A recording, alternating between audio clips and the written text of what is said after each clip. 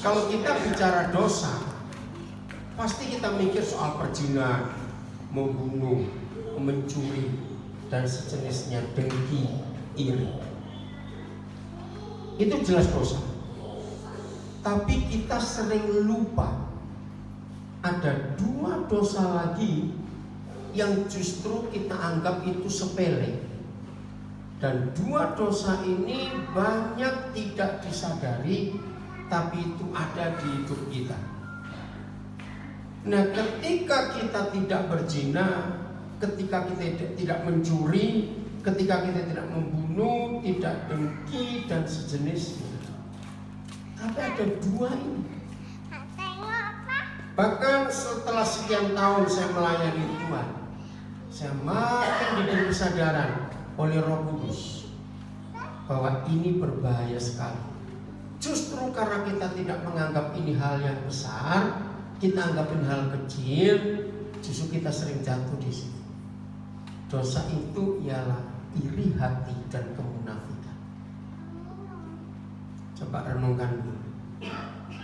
Sebagai hamba Tuhan kita bisa menghindari perzinahan oleh pertolongan Roh Kudus.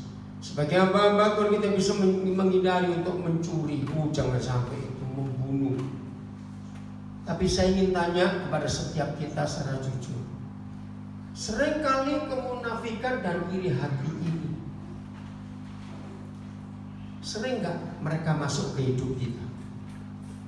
Loh, saya tanya ini hamba Tuhan, iya atau tidak? Dan ini berbahaya. Ternyata di antara semua dosa yang sering terjadi dalam hidup kita para pelayan Tuhan, justru iri hati dan munafik.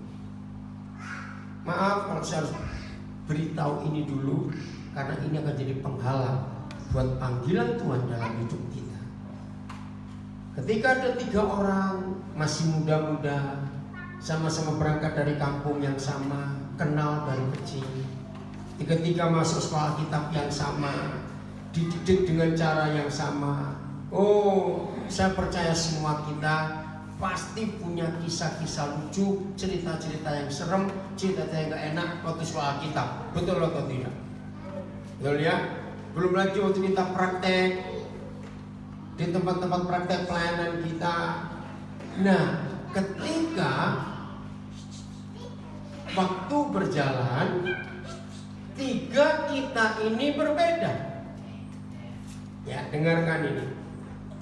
Dari awal sama-sama, dari kecil sama-sama, masuk sekolah kitab sama-sama, keluar sekolah kitab sama-sama. Ya, semuanya barengan. Tapi berjalannya waktu, yang satu, wah, pelayanannya berkembang luar biasa. Yang kedua, lumayan. Yang ketiga, masuk berkata parah sekali. Ngerti maksud saya ini? Wajar atau tidak kalau timbul pertanyaan di hati yang kedua dan ketiga, apa bedanya kita dengan yang pertama? Ngerti maksud saya? Nah saudara, inilah hal-hal kecil yang iblis sering letakkan di perjalanan pelayanan kita sebagai kerikil-kerikil yang kita nggak bisa hindari. Mau tidak mau sebagai pelayan Tuhan, kalau iri hati itu menguasai kita, kita kan mudah maju atau mundur? Ayo jawab, kita maju atau mundur? Pasti mundur. Karena dosa ini membuat kita tidak bisa berdoa dengan baik. Nah, kalau ini dibiarkan, maka akan timbul ketidaksukaan kepada saudara yang sama-sama berangkat itu. Betul ya? Nah, tidak ada hal yang lebih penting dalam hidup kita sebagai pelayan-pelayan Tuhan selain daripada kehadiran Tuhan Yesus di hidup kita. Tidak ada yang lebih penting daripada itu. Kita boleh rajin doa puasa, kita boleh rajin doa pagi, kita boleh rajin doa malam, kita boleh rajin belajar Alkitab. Apa artinya semua aktivitas pelayanan kita tanpa kehadiran Tuhan? Setuju saya ngomong ini? Nah, Tuhan Yesus mengajarkan kehadiran Tuhan itu hanya ditentukan oleh satu sikap kita. Saya ulangi, kehadiran Tuhan hanya ditentukan oleh satu sikap hidup kita, yaitu berdamai dengan semua orang. Tanpa kita berdamai dengan semua orang, jangan lagi Tuhan hadir. Melihat Tuhan saja tidak bisa. Ayo kita buka Ibrani 12 ayat 14. Nah, dari sini kita belajar ternyata hal-hal vital, hal-hal yang sangat-sangat penting untuk menjalankan panggilan Tuhan dalam hidup kita itu dihancurkan iblis. Sebab itu tertulis dengan jelas di Alkitab. Dan ini berbahaya sekali. Nah, kita lihat yuk Ibrani 12 ayat 14. Udah, ayo kita baca sama-sama. 1, 2, 3. Berusahalah hidup damai dengan berapa orang? Semua orang. Stop. Nah, ada terjemahan yang tidak tepat di situ. Dan kejarlah kekudusan. Nah, karena ada terjemahan kekudusan, seringkali kita tidak nyambung soal perdamaian. Betul, hidup tidak berdamai itu tidak kudus. Betul tidak? Karena begini kata Tuhan Yesus, kita diampuni oleh Bapa di surga kalau kita mengampuni saudara kita. Nah, kalau kita tidak mengampuni, berarti Bapa kita tidak mengampuni. Nah, apa status kita kalau disebut tidak diampuni oleh Bapa di surga? Statusnya orang berdosa. Kalau orang berdosa ya tidak kudus. Tapi supaya lebih mudah, saya ganti kata ini. Berusahalah hidup damai dengan semua orang dan kejarlah perdamaian. Sebab tanpa berdamai dengan semua orang, lanjutkan, maka tidak seorang pun bisa melihat Tuhan. Wih, saudara, ini hal yang luar biasa. Apa yang terjadi buat hidup kita sebagai rekan sekerja Kristus, sebagai pelayan Tuhan, kalau kita nggak bisa melihat Tuhan? Jadi apa panggilan kita? Berarti kalau kita melihat Tuhan aja nggak bisa, ketemu bisa tidak? Ayo jawab dong. Ketemu bisa tidak? Tidak. Lalu ngapain kita sibuk-sibuk melayani kalau Tuhan kita nggak bisa kita jumpai dalam hidup? Maka dari situ lahirlah kemunafikan dalam pelayanan. Pura-pura hebat di mimbar. Ada yang berasal dari daerah Sorowako, Palopo. 3 minggu lalu saya dari sana. Saya dari Sorowako, dari Palopo, dari Wawondula, dari satu kampung naik ke atas. Apa? Ada dari sana nggak? Nggak ada. Itu daerah Sulawesi Tengah sana. Itu kami naik mobil dari Makassar 20 jam baru nyampe. Kami berangkat Kamis malam jam 10, kami tiba setengah 7 hari Jumat malam, jam 7 langsung KKR. Sabtu seharian 4 sesi, semuanya dari GBD. Dan itu pertama kali saya ke kampung-kampung ini. Nah, begini kata Tuhan. Kalau saudara setuju, katakan ya. Kalau tidak, katakan tidak. Boleh nggak saya sebut mimbar itu panggung sandiwara? Boleh tidak? Boleh. Karena kita tidak bisa menilai seorang hamba Tuhan waktu dia di mimbar. Setuju nggak saya ngomong? Seorang hamba Tuhan itu dinilai dalam hidup saya. Suatu kali saya punya anak rohani, dia di Kediri, ya, Jawa Timur. Ada orang Kediri di sini? Ya, kalau orang Kediri tahu, ya, orang Kediri. Oke. Nah, pasti tahu Pak ya, gereja Kulon Kali istilahnya. Nah, dia ini kerja di kasir salah satu supermarket. Hari Senin dia lagi kerja kasir. Dia lagi melayani, ada 3 orang yang antri, ya. satu orang ibu-ibu sedang dilayani, rupanya ada masalah dengan scannernya sehingga nggak masuk datanya ini. Nah yang kedua seorang lagi nunggu. Baru yang ketiga, ternyata di Bapak Pendeta yang minggu kemarin khotbah di gereja dia. Nah dia ingat betul khotbah Bapak Pendeta tentang sabar hari Minggu. Ternyata hari Senin Pak Pendeta mau ke kota lain, rupanya dia cari sesuatu di satu supermarket. Nah Pak Pendeta kan nggak tahu kalau kasir ini yang ikut ibadah kemarin pagi. Ternyata Pak Pendeta ini marah-marah. Kalau saya jadi bos, saya pecat pegawai kamu gitu. Masa melayani pembeli aja nggak bisa? Makin grogi nih karya kasir ini. Karena dia sudah 2 kali panggil supervisor, ini kenapa nggak bisa di scan? Akhirnya setelah 3 kali baru datang. Lolos, masih ngomel-ngomel. Nah yang kedua dilayani selesai. Begitu Bapak Pendeta taruh barang-barang belanjaannya, si kasir bilang, "Selamat siang Pak Pendeta, saya kemarin ikut khotbah Bapak tentang sabar." Ayo, kira-kira kalau kita jadi pendeta itu kok saya tinggal saya lari. Lo ngerti tidak? Ini kisah nyata. Ini kisah nyata. Ternyata yang khotbah tentang sabar tidak sabar. Maka itu jangan kita merasa hebat waktu kita di mimbar. Amin. Hebatlah dalam hidup saya. Kebiasaan saya. Kalau saya diundang pelayanan, istri saya tidak ikut atau anak-anak saya tidak ikut, jadi saya sendiri. Seperti hari ini sendiri. Maka panitia undang saya tanya, saya nginep di rumah jemaat atau di hotel? Kalau di rumah jemaat, buat saya oke. Tapi kalau di hotel, saya akan bilang kepada panitia, kamarnya untuk berapa orang? Oh, untuk 3 orang. Baik. Kalau begitu, carikan 2 anak muda dari gereja untuk menemani saya tidur.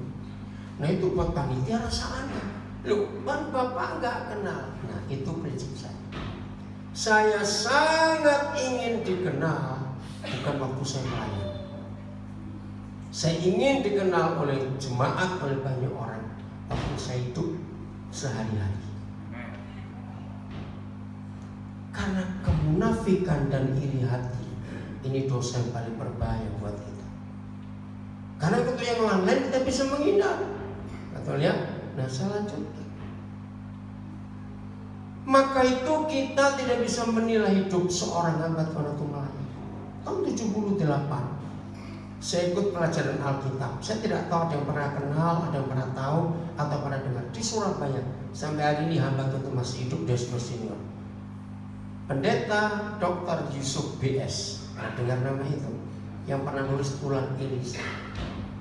Nah tahun 78 setiap Rabu jam 4 sore Pendeta Yusuf selalu mengumpulkan hamba-hamba Tuhan, apalagi masih muda-muda seperti saya waktu itu tahun 78. Nah salah satu pelajaran yang saya tidak pernah lupa yang Pak Yusuf sampaikan adalah seorang hamba Tuhan pengkhotbah gembala itu bisa dikenal lewat 2 orang. 1 anak-anaknya, 2 pembantunya. Luar biasa. Pokoknya kalau ada anak hamba Tuhan tidak mau dengar khotbah papanya sendiri, berarti ada 2 alasan. 1, anak hamba Tuhan sudah hafal khotbah papanya. Oh nanti pakai ayat ini, habis itu kesaksian ini, terus pakai apa itu ilustrasi ini, lalu ada guyonan ini. Hafal, maaf. Yang kedua, anak hamba Tuhan tidak mau dengar khotbah papanya sendiri, sebab apa yang dikhotbahkan dan dilakukan di rumah itu beda. Saya simpan itu sampai hari ini. Kenapa saya kalau khotbah saya ngerekam? Ya, dulu karena istri saya, anak-anak saya tidak selalu ikut, dan mereka ingin dengar saya ngajar apa. Akhirnya sekarang sudah teknologi maju, rekaman ini artinya saya rekam, ya audio, sudah ada videonya, itu masuk ke sosial media. Jadi kalau saudara ingin dengar pengajaran-pengajaran yang Tuhan berikan kepada saya bisa cari di YouTube, bisa di Deezer, di Spotify, di iTunes, semua. Ya, itu ada. Cari Daniel Alexander Papua, maka saudara ketemu khotbah-khotbah saya. Ada ribuan. Akhirnya saya belajar untuk menjaga hidup ini bukan hanya waktu khotbah. Setuju saya ngomong ini, saudara? Sehari-hari kita bagaimana? Nah, saya lanjutkan. Karena kehadiran Tuhan dalam hidup kita, baik pribadi, keluarga maupun pelayanan, itu mutlak. Betul ya? Mutlak. Tidak ada yang bisa menggantikan kehadiran Tuhan untuk seluruh hidup dan pelayanan kita. Katakan amin. Tidak ada. Hanya kehadiran. Tapi kehadirannya ditentukan oleh apa tadi? Hubungan kita dengan orang lain. Maka itu iblis sering rusak, mengacau, merusak hubungan sesama kita, khususnya dengan iri hati. Berusahalah hidup damai dengan semua orang. Kalau ada kata berusahalah, itu berarti tergantung kita atau tergantung Tuhan. Berusahalah, tergantung kita atau tergantung Tuhan? Kita. Maka itu kita nggak bisa berdoa gini, Tuhan tolong saya supaya saya bisa berdamai mengampuni saudaraku itu. Nggak bisa. Untuk berdamai dengan semua orang tidak tergantung Tuhan. Kita bagaimana? Luar biasa. Mungkin ada di antara kita berkata begini, ini kita belajar hal kecil-kecil. Bro, atau Pak, saya itu nggak benci loh, cuma malas ketemu. Sama.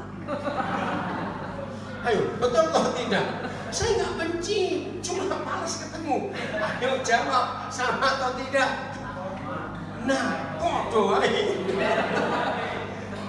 Maka itu ayo jujur sambil kita mendengar kebenaran ini dengan rendah hati. Mari masing-masing kita minta Roh Kudus mengingatkan. Kira-kira aku masih punya koleksi musuh atau tidak? Koleksi kok musuh? Ada nggak orang punya koleksi musuh? Ada. Contohnya begini, jangan tersinggung. Mengapa firman Tuhan kita sering lupa? Coba tanya jemaat lah. Saudara, dua minggu lalu saudara dengar khotbah apa? Jawabannya apa kira-kira jemaat? Apa ya? Terus tanya temannya, terus garuk-garuk begitu. Tapi saya ngomong pakai firman juga. Tapi mengapa firman mama mantu lebih gampang dihafal? Oh enggak, main pura-pura. Betul? Mengapa firman mama mertua lebih gampang dihafal? Karena firman mama mertua kita renungkan sepanjang hari. Seperti perintah di kitab Yosua 1. Perkatakanlah kitab Taurat itu siang dan malam dan renungkanlah. Maka itu firman tetangga, firman mama mertua lebih nyantol daripada firman Tuhan. Karena firman mereka kita renungkan, firman Tuhan kita abaikan. Apalagi kalau mama mertua sudah mati 20 tahun yang lalu. Masih ingat kata-katanya. Saudara, itu fakta dalam hidup kita. Karena kita tidak merenungkan. Maka itu ayo kita jujur. Jangan ada seorang pun kita yang menyebut diri hamba Tuhan. Kita punya koleksi musuh. Jangan.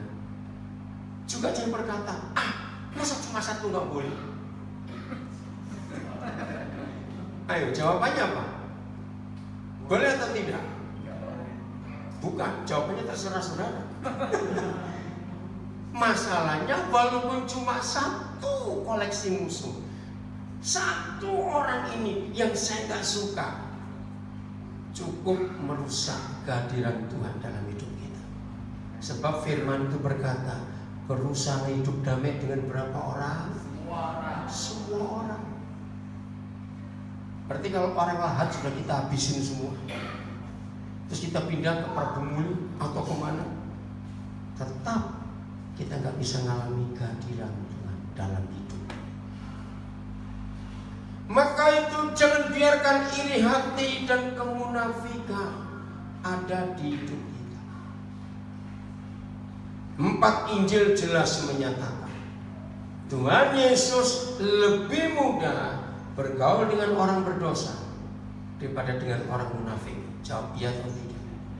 Dengan orang-orang berdosa berkali-kali Tuhan kita makan, duduk bersama mereka. Tapi dengan orang munafik, kalau saudara baca Matius 23, itu saya nggak percaya kalau itu Tuhan Yesus yang ngomong. Sebab setiap ayat ada kata celaka, celaka. Masa Tuhan yang penuh kasih kejam sekali kata-katanya. Kenapa dia marah seperti itu? Celakalah kamu. Hanya kepada orang munafik. Dia nggak suka. Saudara, ayo kita jujur dalam hidup. Kemunafikan itu merusak semua urapan dan panggilan Tuhan dalam hidup kita. Kok bisa? Karena satu, munafik itu berarti orang itu sudah membohongi Tuhan dan menipu Tuhan. Betul atau tidak? Orang munafik itu sedang menipu Tuhan dan membohongi Tuhan. Jawab ya atau tidak? Nah itu yang membuat Tuhan marah. Aku yang maha tahu, kamu bohongin, kamu tipu. Itu sebabnya rekan-rekan hamba Tuhan, mari kita jaga diri kita. Kalau ya katakan ya, kalau tidak katakan tidak. Lebih daripada itu berasal dari si jahat. Dan ini kemunafikan. Tuhan gak suka kita pura-pura baik di depan orang, tapi di belakang kita nusuk. Tuhan gak suka sama sekali. Makin hari Roh Kudus bahasa makin belajar. Tolong bagikan kebenaran ini kepada semua teman-teman, khususnya jemaat juga. Ya. Ternyata satu-satunya hal, bukan 2, bukan 3.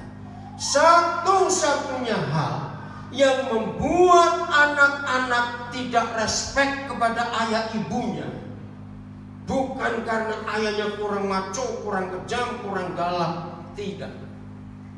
Dalam pengalaman saya selama ini, saya bertemu dengan ribuan keluarga. Saya praktekkan waktu saya masih kecil, waktu ayah saya masih hidup. Saya ditinggal ayah waktu saya umur 9 tahun. Dia meninggal waktu dia umur 31 tahun. Kami 4 bersaudara. Tapi masih ingat. Nah, belajar begini. Ternyata satu-satunya hal yang membuat anak-anak tidak respek kepada bapak mama, kalau perkataan dan kelakuan kita di rumah dan di luar rumah beda, anak-anak tidak suka kepada kita. Saya kaget waktu melihat fakta ini. Jadi anak-anak tidak respek kepada kita, bukan karena mereka kurang ajar, tidak. Periksa diri kita. Contoh, kalau di rumah rajin bertengkar suami istri ini, rajin kok bertengkar, ada toh? Ada, oke. Tapi tiap kali keluar rumah, mau ke pesta, mau ke gereja, mau ada acara-acara resmi, begitu keluar rumah langsung sok mesra gandengan 2 orang ini. Anak-anak marah. Mereka gak suka akan kemunafikan kita. Coba saya minta jujur, waktu kita masih kecil, ada nggak orang tua kita berlaku seperti itu yang kita tidak suka? Kira-kira betul atau salah apa yang saya temukan ini? Itu dia.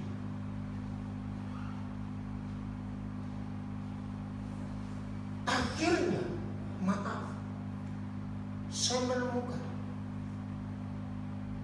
mengapa ada anak-anak hamba Tuhan yang hidupnya kacau. Ternyata ini penyebabnya. Apanya tidak melakukan yang dikotakan. Maka anak-anak hamba Tuhan marah. Dan Dan akhirnya anak-anak itu menyalahkan Tuhan juga. Oh begitu Tuhan yang disembah oleh Bapakku. Mana? Mari kita belajar. 2 Tawarin 17. 2 Tawarin 17. Seorang raja namanya Yosafat. Saya percaya kita sering khotbah 2 Tawarin 20 bukan? Bagaimana Yosafat hebat. Tapi tidak akan ada pasal 20 tanpa ada peristiwa pasal 17. Ada, coba baca mulai ayat 1 sampai 4. 2 Tawarin 17 ayat 1 sampai 4. Udah, kita baca sama-sama ya. 1, 2, 3. Ulang, serentak. 1, 2, 3. Maka Yosafat anaknya menjadi raja menggantikan dia sebagai pemimpin Israel yang memperkuat dirinya dengan memanfaatkan semua kota di seluruh dirinya dan pasukan-pasukan dengan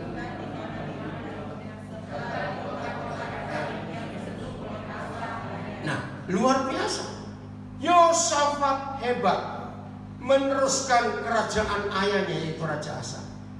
Ayat 2. Sudah 2 atau belum tadi? Oh 3. Sekarang ayat 3 ya. Coba ayat 3. 1, 2, 3. Nah, stop dulu. Gembala-gembala, hamba-hamba Tuhan, keluarga-keluarga, sampaikan firman ini kepada semua anggota keluarga, kepada jemaat. Tidak ada warisan yang jauh lebih hebat selain Tuhan menyertai anak-anak kita. Serius. Terbukti di dunia ini orang tua kaya, anak-anaknya baik, tapi mantu-mantu belum tentu. Setuju sama ngomong ini saudara? Ketika anak-anak tahu orang tuanya punya warisan yang hebat, harta benda, tanah semuanya, mantu-mantu kita yang belum tentu. Ingat kisah Timotius. Mengapa Timotius menjadi hamba Tuhan termuda dalam gereja perjanjian baru? Ingat 2 Timotius 1:5. Aku melihat iman yang hidup dalam diri nenekmu dan dalam diri ibu, dan iman itu aku lihat dalam dirimu sekarang. Ingat ya ayat ini. Nah maka itu papa mama, berbahagialah kita kalau kita bisa mewariskan iman dan takut akan Tuhan pada anak-anak kita. Itu kekayaan yang luar biasa, lebih daripada tanah, harta benda. Ini hebat. Nah Yosafat hebat karena Tuhan menyertai. Daud jadi hebat, masih ingat Tuhan menyertai. Yusuf luar biasa, selalu ada firman Tuhan menyertai. Betul tidak? Nah, mengapa Yosafat bisa disertai Tuhan? Lihat kalimat berikut. Baca lagi ayat 3. 1, 2, 3. Dan nah, stop. Karena ini rahasianya. Mengapa Tuhan menyertai Yosafat? Karena lanjut, ia hidup menurut. Nah, stop dulu. Karena ia hidup mengikuti jejak leluhurnya. Sejak Daud. Ayo kita mikir. Saya sampai sekarang belum tahu. Kalau ada rekan-rekan hamba Tuhan yang tahu, beritahukan saya. Saya itu belum sempat ngitung. Dari Daud ke Yosafat, ini berapa banyak generasi, berapa banyak tahun. Panjang bukan? Dari Daud ke Yosafat panjang tidak? Karena ada Salomo, ada Rehabiam, semuanya. Dan ini yang luar biasa. Yosafat tidak pernah ketemu Daud, betul tidak? Tapi mengapa firman ini menulis? Mengapa Tuhan menyertai Yosafat? Karena ia mengikuti jejak leluhurnya. Mulai dari Daud dia ikuti. Berarti papanya, opanya terus sering cerita nggak tentang Daud kepada anak cucunya? Coba jawab. Sering. Maka itu saudara-saudara sebagai hamba-hamba Tuhan, Jangan pernah berhenti cerita kepada anak kita bagaimana Tuhan menyertai kita merintis pelayanan, supaya mereka ingat terus sampai suatu hari waktu kita dipanggil Tuhan, kebenaran itu ada di mereka. Nanti mereka akan sampaikan ke cucu-cucu kita. Kalau anak kita meninggal, mereka akan dengar dari cicitnya dan terus begitu. Ini kesaksian luar biasa. Mengapa Tuhan menyertai Yosafat? Karena ia mengikuti jejak yang dahulu dari Daud leluhurnya. Ayo kita jujur pada diri sendiri. Kira-kira warisan apa yang akan diteladani oleh anak-anak cucu kita setelah ini? Ini pertanyaan penting. Kita tidak boleh sibuk hanya ngurus jemaat. Wah, gerejaku bertambah besar. Maaf, perhatikan keluarga kita. Jejak apa yang anak cucu kita akan ikuti dari kita? Belum ada buku zaman itu, betul? Dari mana Yosafat bisa tahu tentang Daud, tentang Salomo dan semuanya? Terus kalimat berikut, dan tidak mencari apa? Ayat 3, Baal-Baal. Kalau zaman sekarang tidak mencari pornografi, narkoba. Sama, Baal itu dewa, idola yang disembah orang pada zaman itu. Proses narkoba, pornografi, dan sejenisnya. Ayat 4, tapi mengikuti siapa? Itu penting. 1, 2, 3. Melainkan, nah stop dulu. Melainkan mencari Tuhan yang disembah papanya. Wow, ini luar biasa. Saya beri ilustrasi fakta yang sering terjadi di Indonesia. Maaf, ada keluarga kaya tiba-tiba punya masalah. Anak-anak tahu, papa mamaku punya masalah. Anak-anak juga takut, panik, karena mereka lihat papa mamanya gelisah. Tiba-tiba ada orang datang, karena orang kaya, terus papanya keluarkan uang, nggak tahu berapa banyak, dan dibawa pergi oleh orang itu. 3 hari kemudian, papa berkata, puji Tuhan, masalah kita selesai. Maka anak orang kaya ini sampai dia mati akan belajar. Oh, untuk menyelesaikan masalah harus pakai uang. Boleh nggak saya pakai ilustrasi? Karena Tuhan papanya adalah uang. Kedua, satu keluarga punya masalah, panik, anak-anak juga takut. Tiba-tiba papa telepon seorang, ngomong aja, datang seorang pejabat, entah dia jenderal, entah dia apa, pokoknya pejabat. Anak-anak melihat si orang tua ini cerita macam-macam, kasabusu. Berapa hari kemudian masalah itu selesai. Apa yang dipelajari oleh anak ini? Siapa Tuhan papanya? Pejabat. Berapa kali waktu kita masih kecil kita pernah dengar, mungkin orang tua kita dulu, maaf saya berkata, atau tetangga kita, atau famili kita, saudara kita begitu. Ada orang datang, ada orang telepon, papa ada tidak? Papa jawab, bilang tidak ada. Pernah dengar gak cerita-cerita seperti ini? Nah, berarti Tuhan papanya adalah kebohongan.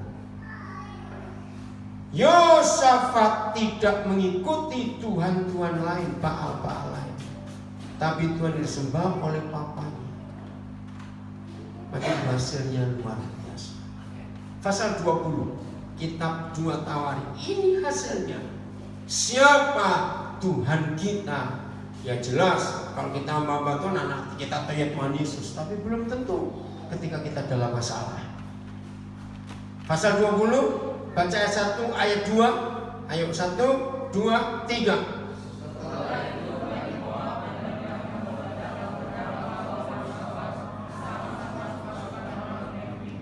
Ya. Jadi 3 pasukan menyerang Yosafat mendadak. Ayat 2. Datang orang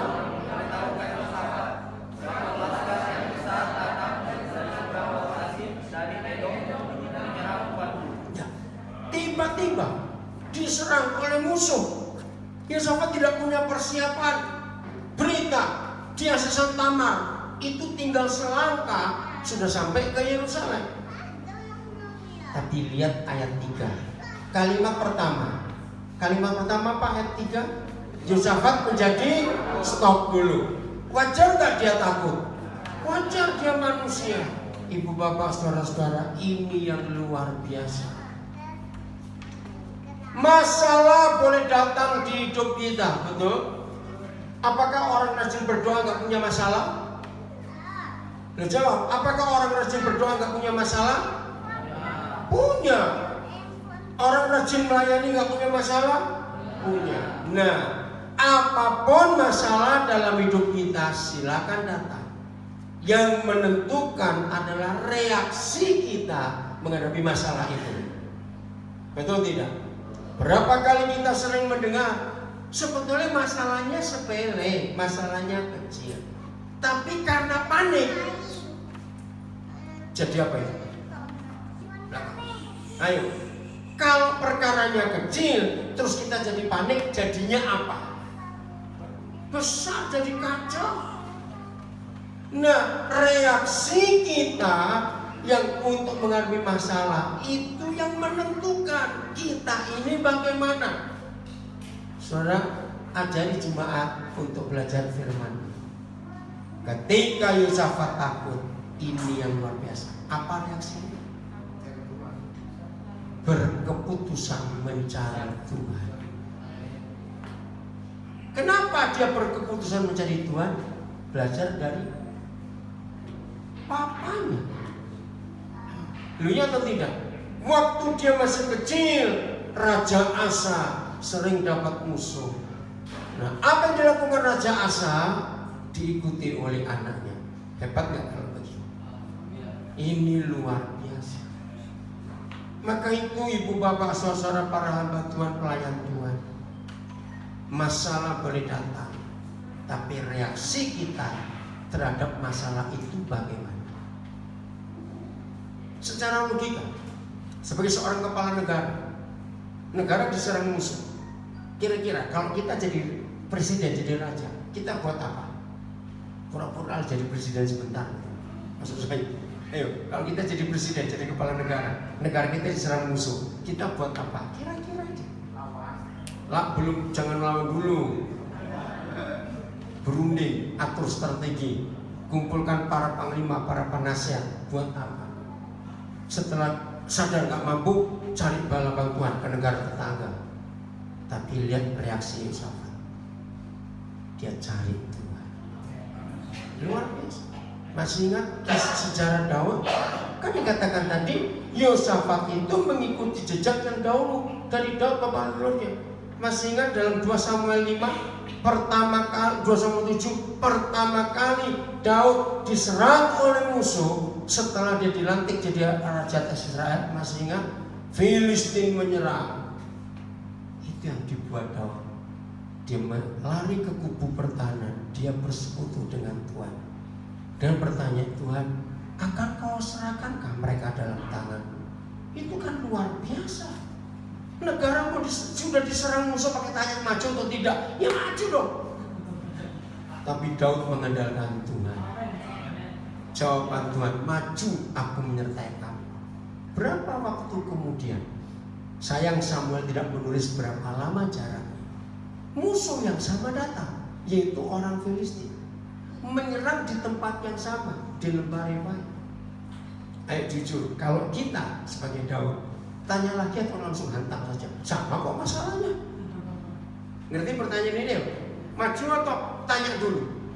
Kalau kita maju saja sama kok masalahnya, yang dulu pun ditolong. Tapi Daud tidak. Ini yang kita perlu belajar. Dia tanya lagi, akan kau serahkankah mereka dalam tangan-Mu? Luar biasa. Nah, Yosafat mengikuti jejak leluhurnya. Apa-apa bersekutu dengan Tuhan. Ini reaksi yang luar biasa. Maka itu ayah ibu, papa mama, hamba-hamba Tuhan, di bawah kita ada banyak orang yang melihat sikap kita. Betul? Baik jemaat maupun anak-anak. Ayo kita berhati-hati dalam berkata, berkeputusan apa saja, karena mereka akan mengikuti. Jadi ini contoh-contoh yang luar biasa. Maka itu saya ulangi lagi, jangan ada kemunafikan, jangan ada iri hati dalam hidup kita. Jangan pernah mengukur pelayanan dengan fasilitas. Oh, kan dia berkata amin. Celakalah kita kalau pelayanan kita diukur dengan fasilitas. Celaka. Lalu apa ukurannya? Ukurannya adalah dua. Satu, berapa tahun kita ada di satu tempat, sudah berapa banyak orang yang belum diselamatkan jadi diselamatkan. Itu ukuran nomor satu. Bukan banyaknya jumlah anggota, maaf. Zaman sekarang, saya satu kali pernah ikut pertemuan hamba-hamba di Kota Bandung. Ya, waktu itu Bimas Kristen masih Pak Ardi siapa sana.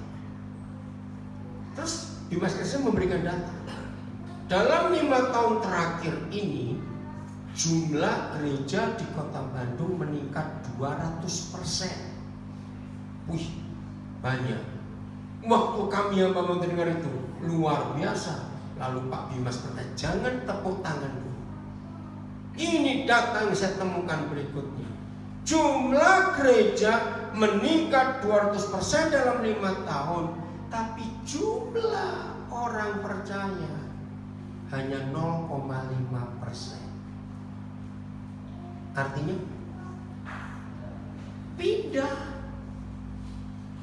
nggak bertambah. Gereja baru buka, ngambil jemaat lain tuh pindah.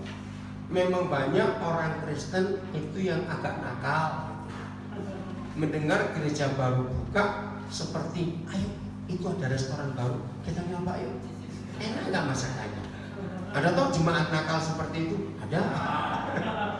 Nah, jadi jangan bangga dengan fasilitas gedung dan jumlah anggota.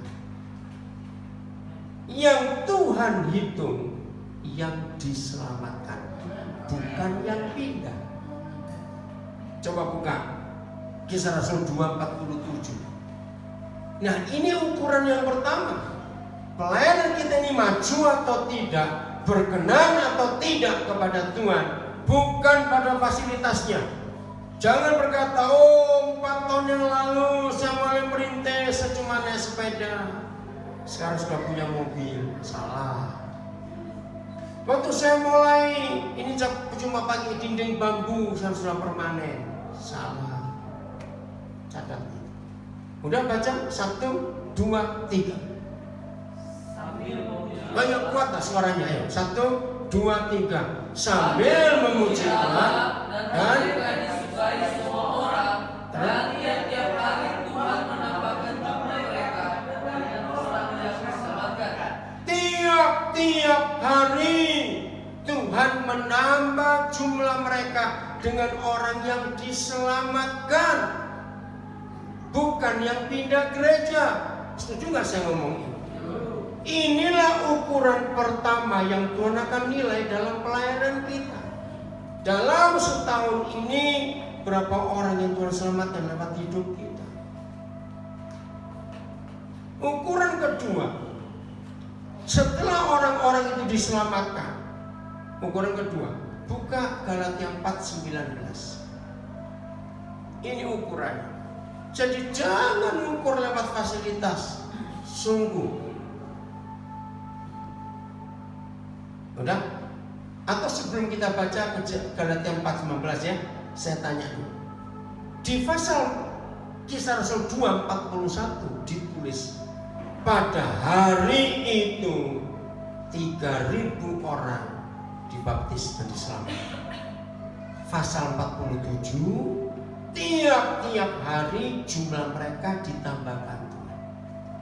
Pertanyaannya, setelah 3 bulan, kira-kira berapa jumlah anggota gereja mula-mula itu? Enggak usah tiap hari 3.000, enggak sebanyak itu. Kira-kira awalnya 3.120 ya toh? Terus tiap hari ditambah. Dalam 3 bulan jadi berapa? Kira-kira nyebut angka. Enggak usah takut salah karena memang enggak ada ukurannya. Cuma saya ingin tahu angkanya berapa ribu kira-kira dalam 3 bulan. Pertama 3.000 loh yang hari Pentakosta itu, dan Kisah Rasul 2 masih suasana pertama Pentakosta. Tiap hari ditambah. Ayo, kira-kira dalam 3 bulan jadi berapa? Berapa? Nggak usah. Saya ingin sering berapa? Oh jangan kebanyakan, itu terlalu ekstrim. Enggak sampai jutaan. Jumlah penduduk dunia enggak sebanyak itu tahun itu. 1.000 ya lebih dong. Mengawal 3.000 kok jadi 1.000? 10.000 kira-kira. Atau kita kecilkan 5.000. Pertanyaan, pernahkah saudara membaca satu ayat pun di Kisah Rasul? Petrus, Paulus, Filipus semuanya cari gedung, bangun gedung untuk ibadah. Lo jawab pertanyaan saya. Ada tidak? Tidak. Bahkan ketika Injil sampai ke Roma, coba sebelum Galatia ya, kita potong dulu supaya nyambung. Baca Kisah Rasul 28 ayat 30-31. Sampai Roma. Roma zaman itu sudah lebih besar daripada Singapura zaman sekarang. Sebab Roma itu kota dunia, modern sekali, luar biasa. Ya, lihat apa yang terjadi dengan Paulus. Baca Kisah Rasul 28 30-31. 1, 2, 3. Dan Paulus dia tinggal 2 tahun penuh di rumah yang disewanya sendiri. Terus dia menerima semua orang yang datang kepadanya. Terus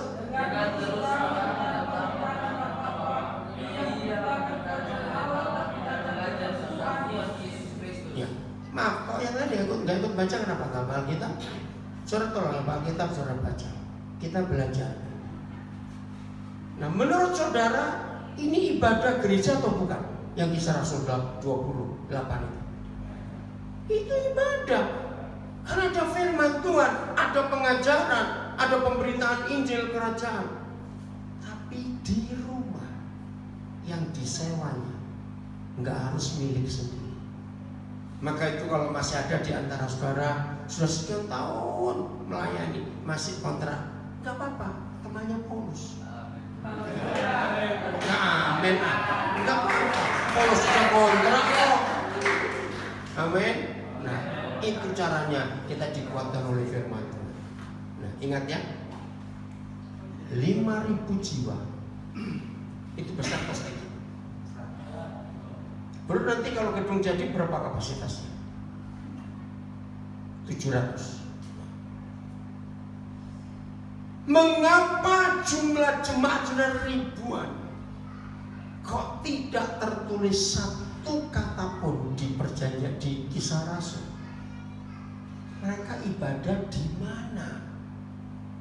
Ingat zaman itu hanya ada 2 gedung besar, Istana Herodes dan Bait Suci. Betul? Pertanyaannya, kira-kira Petrus bisa sewa nggak salah satu untuk ibadah? Jawab, bisa tidak? Tidak. Bagaimana bisa? Mereka ini dibenci. Loh, betul nggak? Mereka kan dikejar-kejar sebagai penyesat zaman itu. Mau terang-terangan mati.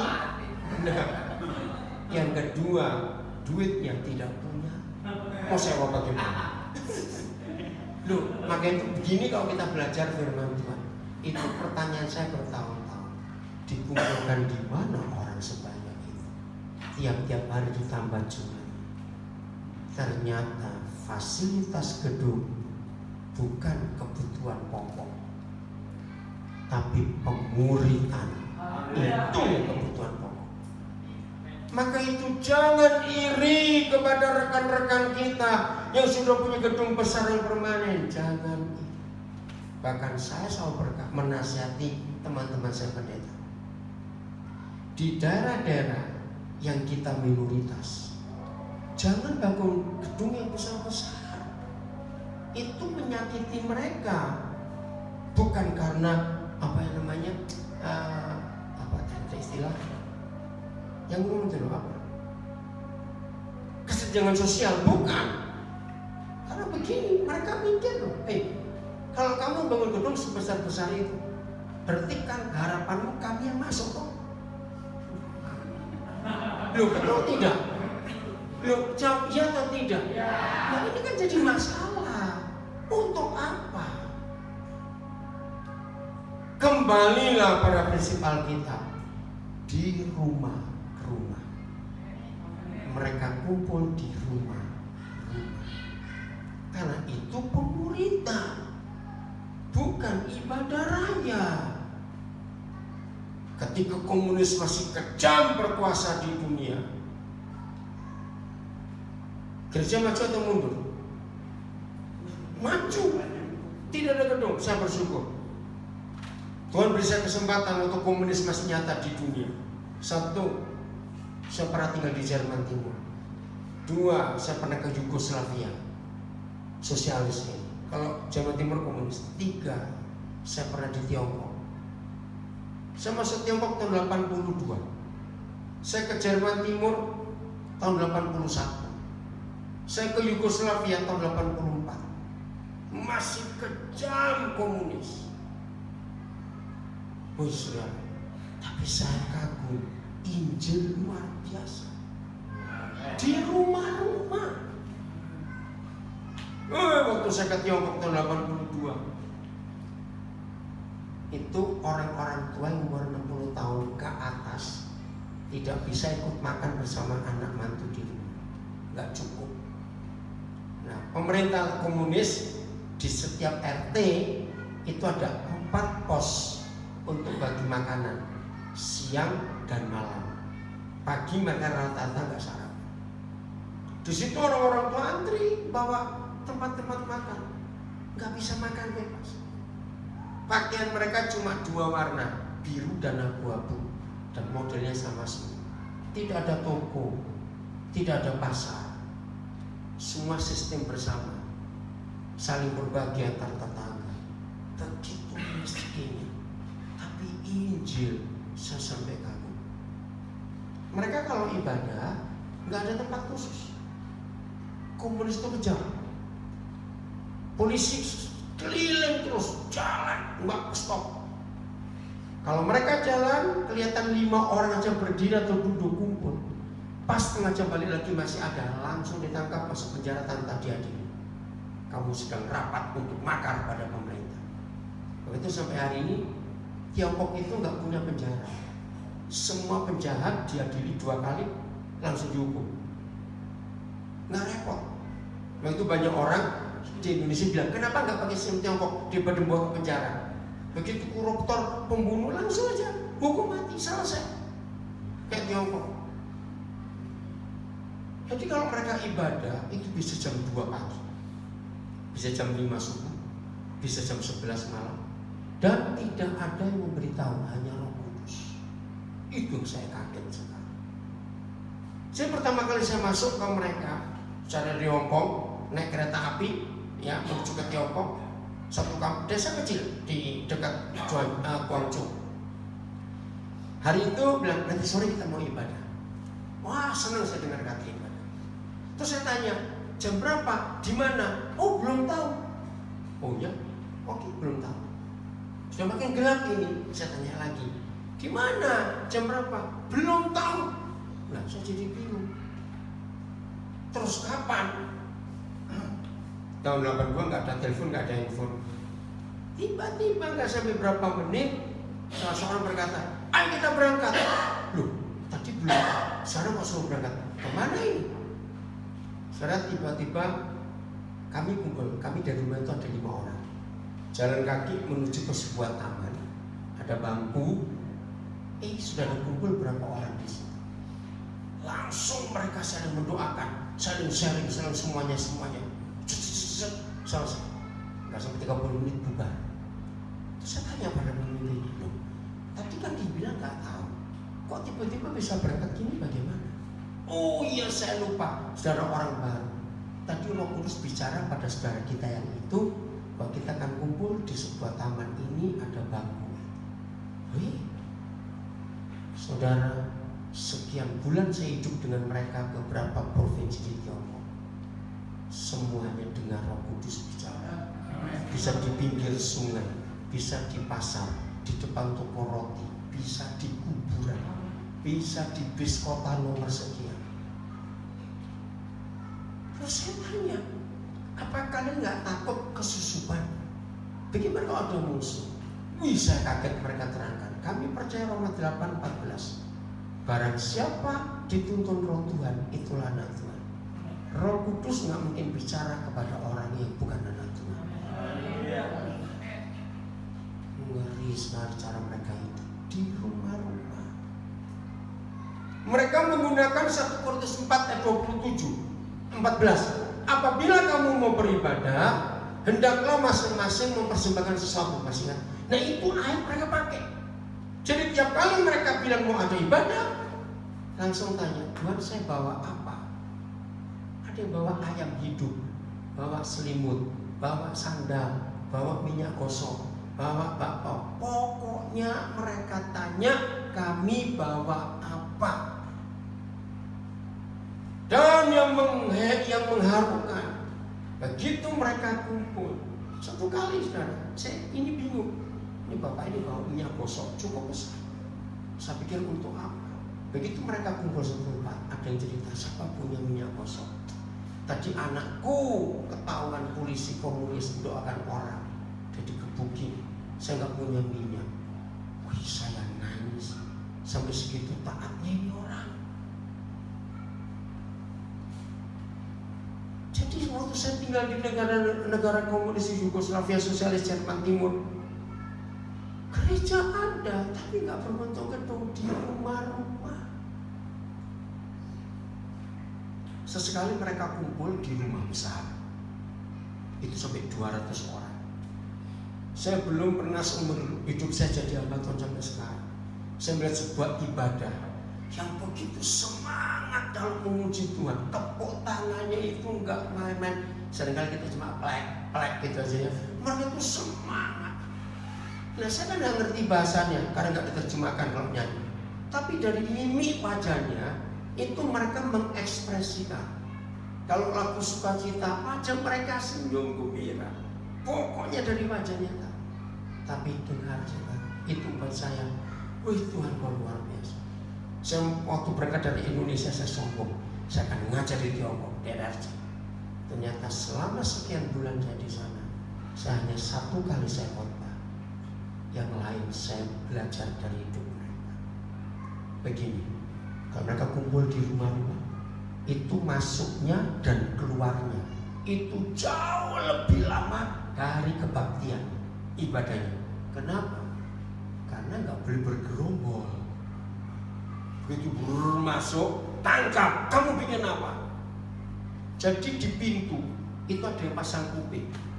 Dengar sepatu nggak? Ada sepatu, stop, jangan ada yang keluar, jangan ada yang masuk. Kamu terus. Jadi keluarnya 1, 2, 1, 2, tunggu. Begini kalau mereka, waktu mereka tepuk tangan, itu nggak boleh ketemu tangannya, suara nggak boleh keluar. Oh, suara tertawa, tapi di sana nangis. Saya tanya mereka, sejak kapan kalian ibadah seperti ini?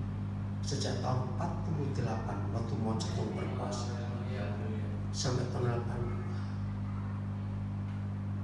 Maka itu mau khotbah apa? Dengan iman yang sehebat itu. Selama sekian bulan saya di Tiongkok tidak pernah ketemu satupun pendeta, istri pendeta saya. Sebab semua pendeta ditangkap oleh komunis, kerja paksa. Banyak istri pendeta tidak berharap suaminya muda. Malah mereka berkata, daripada mereka disiksa, lebih baik jadi martir di sana. Jadi doa mereka, para istri ini, Tuhan panggil dia. Karena mereka tahu betapa penderitaan kalau mereka disiksa oleh komunis. Anak-anak sudah nggak harapkan papanya pulang. Alkitab tidak ada, gitar tidak ada, buku-buku rohani tidak ada. Alkitab itu ada di pikiran dan hati mereka. Kertas di negara komunis itu tidak boleh dijual bebas karena takut buat propaganda anti pemerintah. Jadi buku pelajaran sudah disiapkan oleh pemerintah. Maka itu kalau mereka jalan, saya pertama pikir pasti lihat ke bawah. Saya pikir cari apa ini orang-orang? Cari kertas. Sekecil apa? Kalau kotor mereka cuci, keringkan, ditulisin ayat yang mereka ingat. Kalau mereka kumpul ibadah yang tadi itu entah di pinggir jalan, entah di kuburan, di mana, langsung tukar, kamu punya firman apa? Aku punya ini. Dibagi robekan-robekan itu. Itu nyimpennya saudara di bawah sepatu, di dalam rambut. Nah suatu kali saya melihat ya waktu kebaktian, ada orang tua, ya kan semua baju ada di patahnya bukan di bawah. Saya pikir dia tuh mau ngeluarin apa? Kok susah sekali.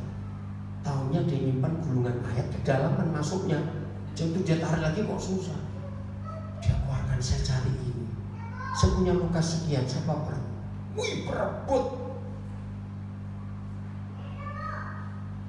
Maka itu saya bersyukur tahun 82 saya diajak ke sana oleh Tuhan.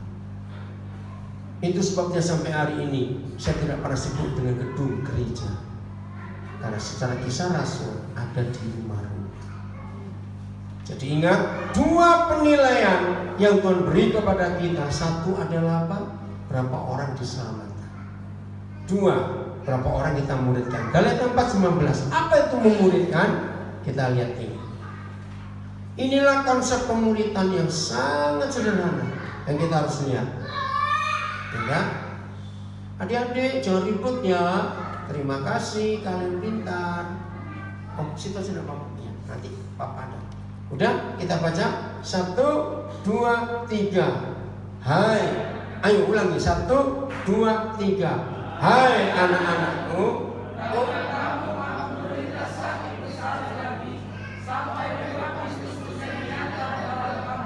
luar biasa.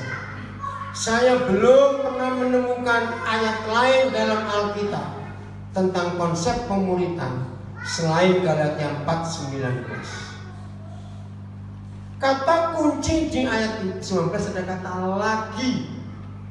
Maka itu para hamba Tuhan, para gembala, pelayanan kita dinilai oleh Yesus Tuhan Gembala Agung kita, kepala gereja, dengan dua penilaian ini. Satu, dalam setahun berapa orang yang kita selamatkan dan yang belum percaya Yesus. Dua, yang sudah diselamatkan, berapa orang yang sudah serupa Yesus. Hai anak-anakku, oleh karena kamu aku menderita sakit bersalin lagi. Laginya ini kunci. Berarti satu orang percaya, saudara dan saya diberikan Tuhan untuk melahirkan dia dalam kerajaan surga lewat pelayanan kita. Itu kita masing-masing seperti ibu yang sedang mengandung. 9 bulan 10 hari kita nasihati, kita kasih, kita tegur, kita marahi, kita berkati. Tiba waktunya sakit bersalin, lahirlah anak itu. Begitu kita lihat, aku belum serupa Kristus, masukkan ke rahim lagi, kandung lagi, 9 bulan 10 hari. Kita nasihati, kita tegur, kita kasih, kita doakan, kita ajari.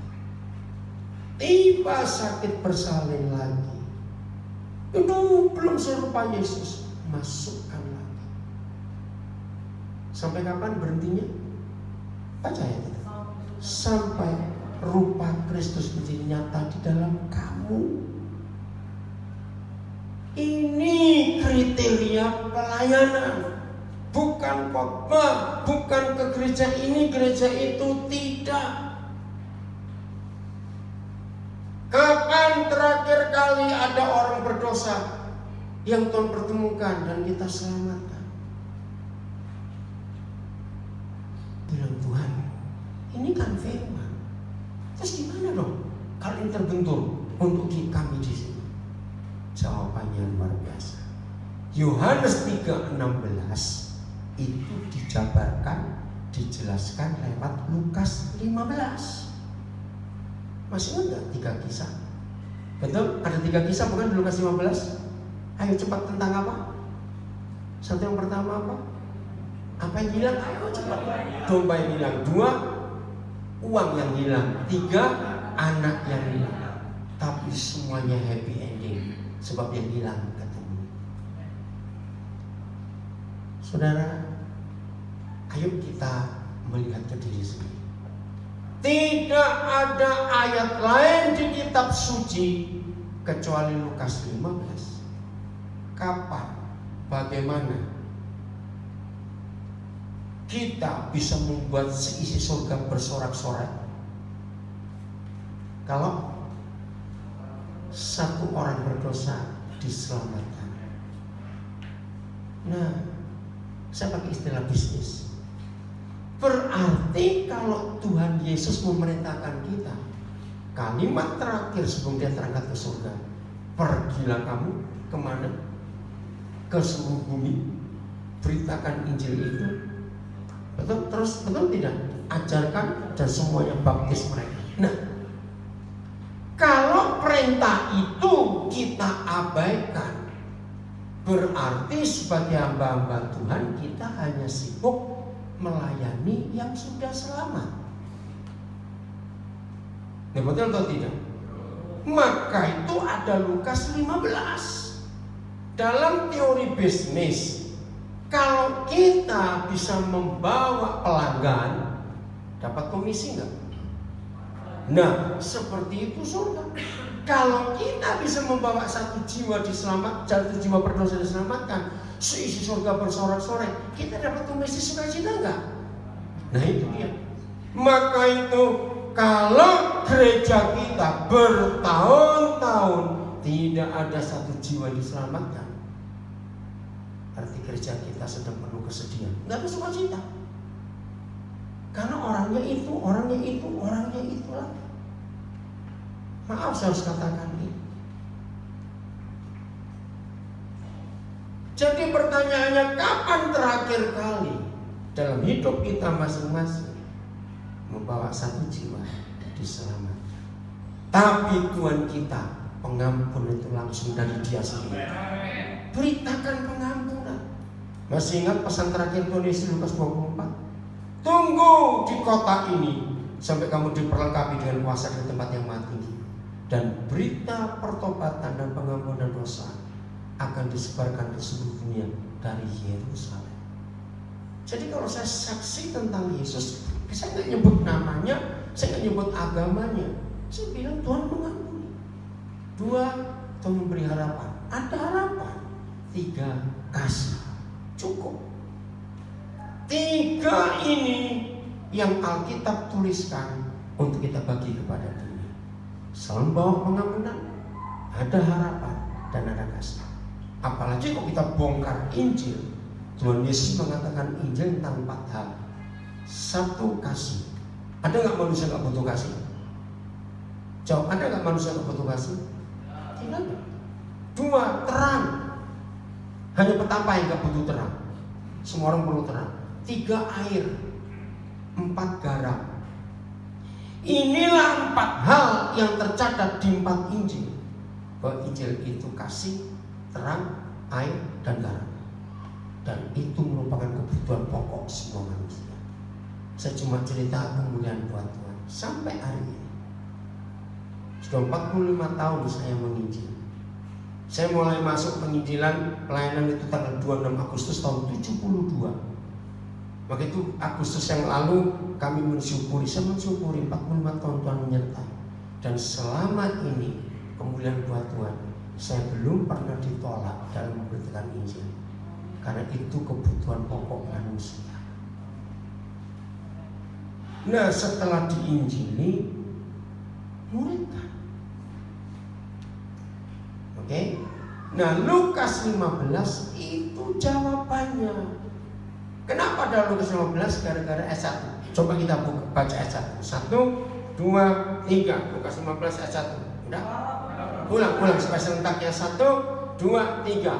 Para pemungut cukai dan orang-orang berdosa biasanya datang kepada Yesus untuk mendengarkan Dia.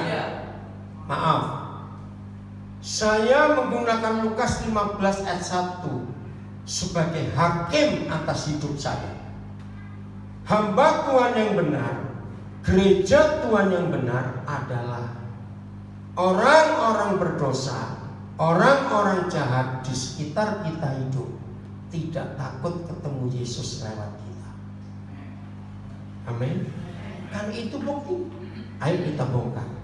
Zaman itu dua kelompok manusia ini boleh nggak masuk ke bait suci? Nggak boleh. Di halaman depan sudah ada polisi Taurat istilahnya.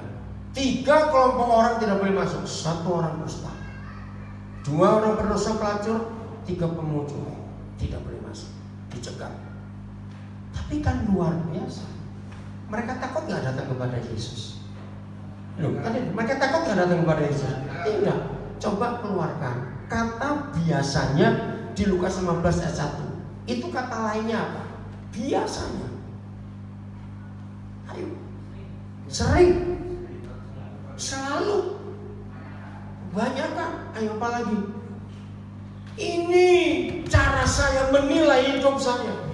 Maka itu kalau dalam 1 minggu saja di hidup saya tidak ada orang yang merasa dirinya berdosa, tidak cari saya akan berkata, Tuhan, minggu ini aku jadi orang Farisi akhir zaman. Sehingga orang berdosa takut ketemu aku, saya bertobat. Apa yang salah dari diriku? Saya mau berubah. Maaf, tetangga-tetangga kita, baik tetangga gereja maupun tetangga pastori, harus tertarik melihat Yesus lewat hidup kita. Harus. Nah, setelah itu muridkan mereka. Tidak harus di dalam gereja, tidak harus, bisa di luar. Oke, saya stop dulu sampai sini. Ada yang mau bertanya? Ayo, nggak apa-apa. Ada yang mau bertanya? Apa yang kita pelajari? Ingat, ada 2 dosa yang sering kali kita nggak sadar masuk. Apa dan apa tadi? Iri hati dan munafik. Jangan, kita harus jujur apa adanya. Kedua, hanya ada 2 penilaian yang Tuhan nilaikan kita dalam pelayanan. Apa dan apa? Bukan fasilitas. Apa tadi yang pertama? Berapa banyak orang berdosa yang Tuhan selamatkan lewat hidup kita. Yang kedua, seberapa banyak yang jadi diselamatkan serupa dengan Yesus. Ini prinsip yang kita harus pakai.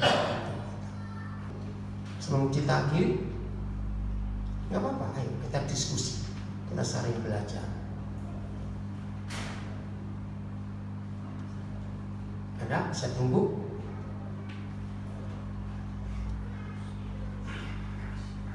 Nggak ada? Oke, kalau tidak ada, oh ya silakan.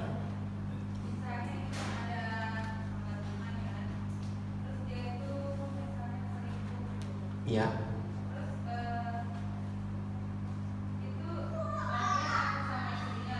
Dia apanya? Takut. Ya.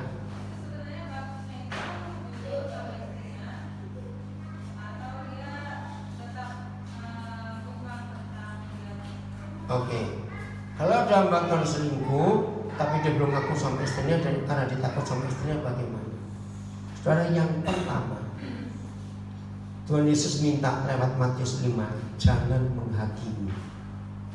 Betul? Seringkali gereja hanya melihat dosa yang kelihatan.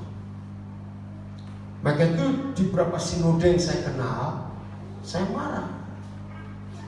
Rata-rata semua sinode membuat surat kepada pejabat gereja kalau ketahuan berbuat dosa. Betul, suratannya tembusannya beberapa ratus ribu. Saya berkata, kenapa kalau ada bantuan yang berhasil dalam pelayanan kok nggak pernah dibuatkan surat? Setuju nggak? Kenapa buat surat nggak ada orang bersalah? Yang kedua, dalam KUHP berzina itu pasalnya banyak. Tahu KUHP ya? Kitab Undang-Undang Hukum Perkara. Berzina begini, berzina begitu, nyentuh, melecehkan, macam-macam. Tapi KUHS, kitab undang-undang hukum surga. Ya Bu, sebetulnya bukan ini yang kita tanyakan Ibu ya, tapi tidak apa-apa. Saya mau tanya soal pelayanan, tapi nggak apa-apa saya sebut. Nanti kalau ada yang kedua, jangan nyimpang, tanya tentang disusun tentang apa yang kita baru pelajari. Saya nggak hafal KUHP, yang hafal itu polisi, jaksa, hakim, pengacara. Saya hafal KUHS. Di dalam KUHS berzina itu cuma satu. Barang siapa memandang orang lain dan menginginkannya, maka dia sudah berzina dengan orang itu di pikirannya. Dengan hukum ini, adakah seorang pun di antara kita yang lolos dari hukum berzina? Lu jawab? Tidak. Sependeta-pendetanya seorang pendeta, ini pendeta beneran, matanya masih bisa kurang ajar gitu. Maaf bro, saya mau jangan tersinggung dulu. Iya toh. Maka itu jangan menghakimi yang kelihatan. Yang tidak kelihatan kita buat, gak ada orang tahu, cuma Tuhan yang tahu. Nah hukum ini juga yang saya ajarkan. Banyak suami kurang ajar. Aku ceritakan di situ karena dia selingkuh. Tunggu. Kalau kamu bisa buktikan kepada Tuhan bahwa kamu gak pernah selingkuh, ceraikan istri. Ngerti gak hukum ini? Ada gak orang di antara kita gak pernah selingkuh? Jawab, ada tidak? Tidak. Karena memandang orang lain dan ingin jadi berzina. Jadi berzina buat Tuhan harus di tempat tidur. Wih hebat sekali. Hukum pembunuhan 1 Yohanes 5 ayat 15. Barang siapa membenci saudaranya, dia adalah pembunuh manusia. Dan tidak ada seorang pun pembunuh manusia memiliki hidup yang kekal dalam dirinya. Ayo, tadi kita sudah belajar. Tidak ada membunuh di ruangan ini, tapi malas ketemu banyak. Berarti pembunuh juga atau tidak? Ya sudah. Mau apa? Dengan KUHS nggak ada seorang pun yang lolos. Habis. Nah, kembali pada yang selingkuh tadi, cari orang ketiga yang bisa jadi penengah antara suami istri ini. Cari orang ketiga supaya terbuka pada istri. Lalu minta yang lebih tinggi untuk memutuskan. Karena setiap organisasi punya aturan beda-beda. Harus dibuka, tidak bisa tidak. Jelas ya? Jadi sebelum kita mengurus masalah itu, jujur dulu. Maka waktu Tuhan Yesus dihadapkan pada perempuan yang ketangkap basah berbuat zina, jebakan ngeri loh. Kok istilah jebakan Batman istilahnya. Menurut Musa ini orang dihukum mati. Menurut kamu gimana? Serba salah. Tapi lihat jawaban Tuhan Yesus. Kalau ada di antara kalian semua yang merasa tidak berdosa, kalian paling batu dulu. Itu luar biasa. Ya tetap diurus. Oke. Yang terakhir, ada yang tanya soal pelayanan yang kita bahas tadi? Tidak ada. Oke, kalau tidak ada, kita masuk pada bagian terakhir. Apa sih melayani? Yohanes 12 ayat 26. Ini penutupnya. Yohanes 12 ayat 26. Apa sih melayani? Udah? Baca sama-sama. 1, 2, 3. Ulang, belum lengkap. 1, 2, 3. Barang siapa melayani aku, ia harus mengikut aku. Dan mana aku berada, di situ melayani akan berada. Kok kayak gak ada orang ini? Melayani aku, dia akan dihormati oleh Bapakku. Coba serentak, saya minta serentak. 1, 2, 3. Barang siapa melayani aku, ia harus mengikut aku. Dan mana orang berada, di situ melayani akan berada. Barang siapa melayani aku, ia akan dihormati Bapa. Luar biasa. Ada 12 ayat 26, Yohanes 12. Ada 3 kriteria siapa pelayan Yesus. Dahsyat. 1, barang siapa melayani aku, terus kan, ia harus mengikut aku. 2, dan di mana aku berada, di situ pelayanku akan berada. 3, barang siapa melayani aku, ia akan dihormati oleh Bapakku. Ayo kita bongkar. yang terjadi dengan hidup kita kalau dalam pelayanan kita Bapa di surga menghormati kita? Itu terjadi apa dalam hidup ini? Ayo coba bayangkan, dihormati oleh Bapa di surga, itu dahsyat. Satu, akan jadi apa hidup kita? Setan berani ganggu gugat, berani otak-atik? Orang, tidak akan. Nomor satu. Nomor dua, kalau Bapa menghormati kita, berarti penyertaannya nyata atau tidak?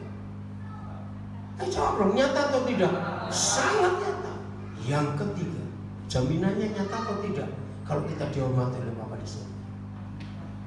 Loh, jawab, nyata atau tidak? Inilah yang luar biasa dalam hidup panggilan kita sebagai rekan sekerja Kristus. Kejar sampai kita dihormati oleh Bapa di surga. Dengan dua syarat tadi. Barang siapa melayani aku, ia harus mengikut aku. Dan di mana pelayanku berada, di situ, di mana aku berada, di situ pelayanku akan berada. Baru kita dihormati. Nah, ternyata setelah saya belajar, ada 3 macam hamba Tuhan lain lagi. Satu, barang siapa melayani uang. Teruskan kalimatnya sama. Ya harus ngikuti uang, baca lagi ke sebelah. Barang siapa melayani uang, ada nggak hamba Tuhan melayani uang? Loh, ada tidak hamba Tuhan melayani uang? Ada. Nggak usah pura-pura, ada.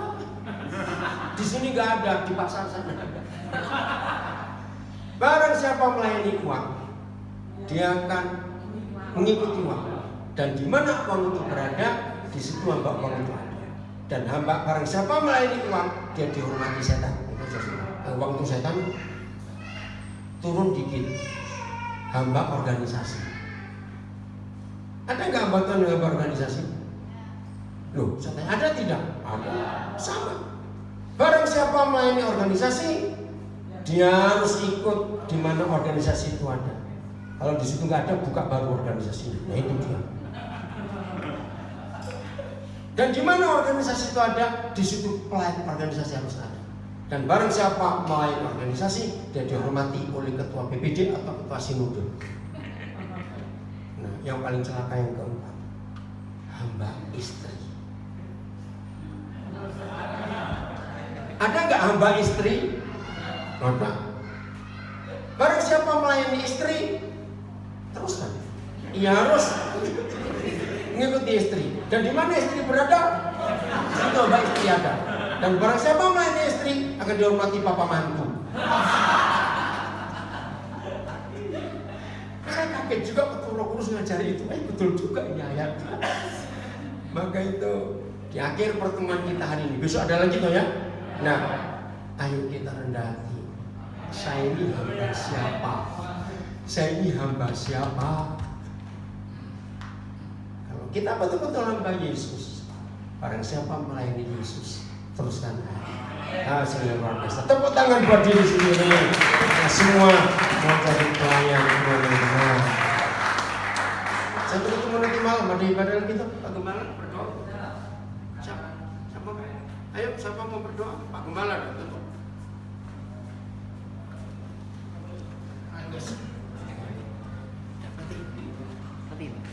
Saya